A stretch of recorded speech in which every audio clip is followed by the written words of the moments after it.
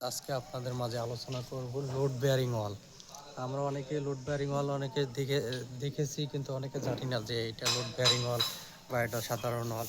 আপনারা যেটা দেখতে পাচ্ছেন যে ছাদ ঢালাইয়ের আগে যে ওয়ালটি নির্মাণ করা হয় এবং ছাদের ওজন ওয়ালে বহন করে, ওয়ালে ভাগ হয়, তাকে লোড বেয়ারিং ওয়াল বলে।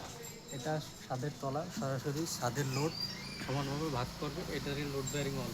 লোড বেয়ারিং ওয়ালের বিশেষ কিছু গুণাগুণ আছে, যেরকম লোড বেয়ারিং ওয়াল থাকলে আপনার ওয়ালের সেফটি নিরাপত্তা বেশি থাকে এবং স্ট্রাকচার অনেক মজবুত হয় এবং বিমের লোড স্থানান্তর করে লোড বেয়ারিং ওয়াল।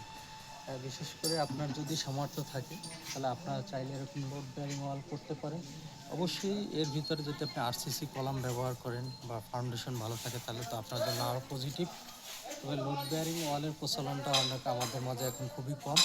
যদি আপনার প্ল্যান মোতাবেক যদি সঠিক নিয়মে লোড বেয়ারিং ওয়ালের সিস্টেমে আপনি বিল্ডিংটা করতে পারেন তাহলে আপনার বিল্ডিংয়ের স্থায়িত্ব অনেক দিন বেড়ে যাবে এবং সিকিউরিটি নিরাপত্তার বিষয়টা অনেক গুরুত্বপূর্ণ।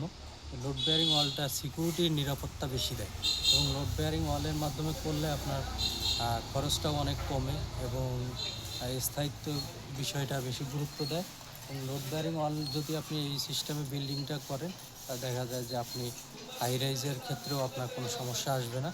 আর দেখা যায় যে কলাম স্ট্রাকচারে হাই রাইজ করা যায় না, লোড বেয়ারিং ওয়ালের মাধ্যমে আপনি হাই রাইজ করতে পারবেন। আর সিকিউরিটির বিষয়টা মেইন প্রাধান্য, এটাও লক্ষ্য রাখবেন।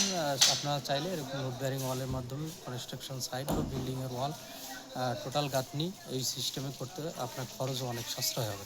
ধন্যবাদ সবাইকে। আমাদের চ্যানেল নতুন হলে অবশ্যই চ্যানেলটি সাবস্ক্রাইব করে পাশে রাখবেন।